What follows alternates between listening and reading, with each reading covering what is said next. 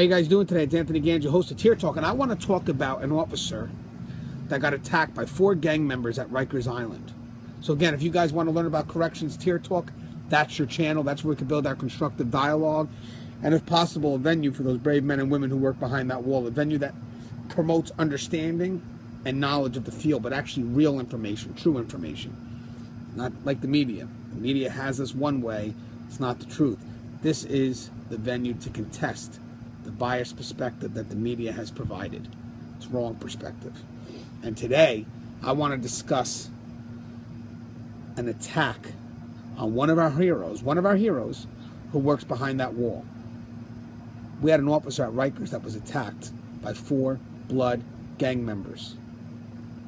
Each one of the gang members was under 21. Outside of the assault, the other problem is, what are you going to do with them?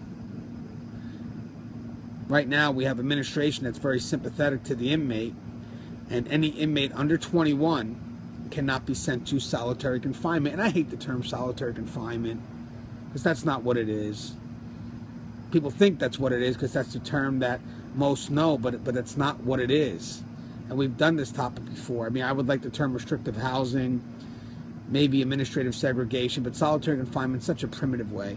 That's such a primitive way to look at it. It's not solitary confinement. If anything, right now, I would prefer restrictive housing, because all we have done is taken a threat, removed them out of general population, and placed them in an area where they can receive programming, even get out of their cell. But it's just more controlled. And that's for the safety of the facility, safety of other inmates, the safety of staff. But we've been eliminating that tool. Laws are being passed that have eliminated that tool, and that tool protects staff. It protects other inmates. It protects the integrity of the facility. Now, if you haven't seen my opinion, or the truth, actually, about restrictive housing, solitary confinement, ag seg, whatever you want to call it, I've done videos on that. This isn't the video for that.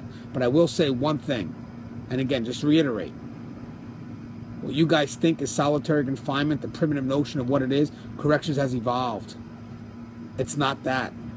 And when people try to generalize it based on the negative extreme of what they think it is, you're getting rid of a tool that's put in place to save lives and to keep the facility safe, secure, and so we can run it in an orderly manner.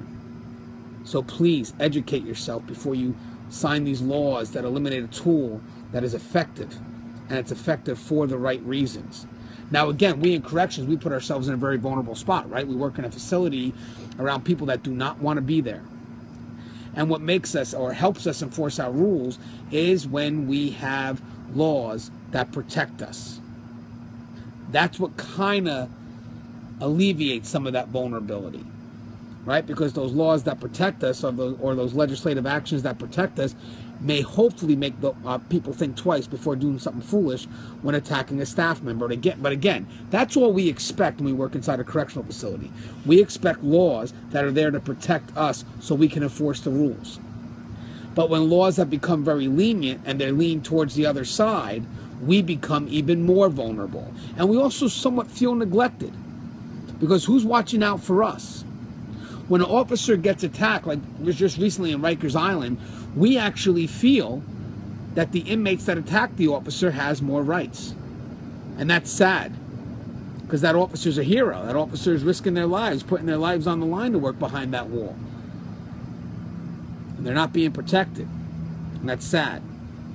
But again, you know, the public, I don't blame the public, because the public just doesn't know. And they're misinformed. And then when they jump on the changes that they feel are needed, they don't realize that the changes that they're jumping on, they're wrong. Because either the changes are based on some primitive idea of what we used to be, or they're practices that we're already committed to. That's the weird thing too. These politicians try to make it look like they're the pioneers of these original practices, when we in corrections have been operating on those practices for a long time. And again, when they don't know that, it makes us look primitive. And that's not the case. My concern is that we go to put in rules based on good intent for the inmate population. What you guys don't realize is how that good intent can be manipulated by the population.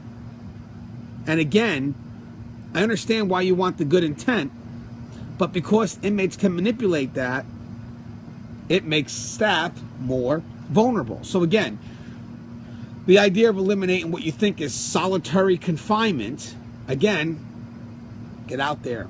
Look at what's going on in the correctional system. There are no inmates pissing in buckets in pitch black. Again, the inmates that are put in these isolated areas are being put there, probably with other inmates, but they're definitely getting hit up with programs. They're getting hit up with, they're able to leave their cell. They get medical, mental health. They get all their needs met. The reason why they're being put there is because they can't be in general population anymore because they still pose a threat. Therefore, we can't do what we need to do, which is to continue the orderly running of the facility and work on rehabilitating the many because we have some that are problematic. Now, going back to the officer that was attacked in Rikers Island, the officer that was attacked in Rikers Island, 4 inmates attacked him. They were under 21. Where can we put them? Ask the officers in Rikers Island, they'll say nowhere. So here's what happened. Those inmates will probably get rearrested, get put back right back in the system, and right back in GP. Because you have nowhere to put them because they're under 21. That's a problem. Because that means you have not done nothing to isolate the threat. And now the officer that just got assaulted, if he's lucky to go back and work, he's going to see those same inmates again. And there was no punishment, so there was nothing to deter that behavior. There was nothing to stop that behavior from happening again. So this officer is going right into the battlefield again, and the enemy's right next to him. And the problem is that now the officer also feels disenfranchised because no one's protecting him. And all they're asking for are laws to be passed. And I also want to mention something else on good intent. The 21-year-olds, the ones that are under 21, they're the more impulsive ones. They're the ones that just want that immediate reward, and they just don't think. So when they act impulsively, and they do stupid things, what can we do to make sure that they don't do those things again? But in the meantime, what can we do to remove that threat? Because yes, they are still a threat. And there are older inmates in there that will see that these younger inmates don't get in trouble, and they'll use those other inmates to carry out missions, especially inmates that are in gangs. These 4 blood members, who knows, that could have been a target hit, that could have been a way for them to move up. But either way, shot callers, well, they don't get in trouble. Let's use them. Let's employ them to do what needs to be done. Either way, what have we done to make it safer for the officer? So the final thought I just want to put out there, I just want to keep it quick, is that, guys, before we jump on an action, we need to know, is that action relevant for today? Do we know enough to implement that action? And have we spoken to the front line to see how that action affects them? In this case here, 1 officer was jumped by 4 blood members. 4. They're under 21. They cannot be removed from general population. Placed in solitary, again, primitive term. I would say ag-seg or restrictive housing. There's nothing you can do with them. So these inmates are going to go right back into population without any sense of punishment to deter the behavior. And that makes staff more vulnerable. Let's show staff we care. Start asking them what they need, and let's push for laws that help them. Or else more officers are going to get attacked. Think before you act. As always, guys, love you. Stay safe, my brave men and women out there working behind that wall in the shadows of justice. Show us Tier Talk. Please subscribe, interact, engage. Stay safe.